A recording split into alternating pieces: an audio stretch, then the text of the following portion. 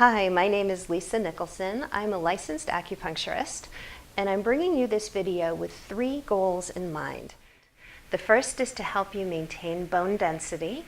The second is to help to maintain and even increase muscle mass.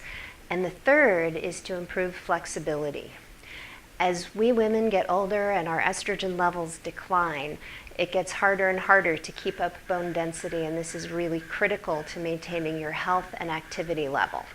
I'd like to see you do the exercises on this video 2 to 3 days a week, and that should help you to maintain the bone density, improve your muscle mass, and increase your flexibility so that you can move into your later years with health and vitality. This is Lisa Nicholson, licensed acupuncturist.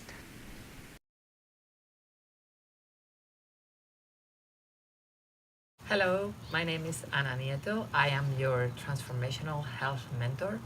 I help you get in your best shape in less than 1 hour a week so you can experience the freedom of feeling sexy, confident, and powerful, just like Wonder Woman.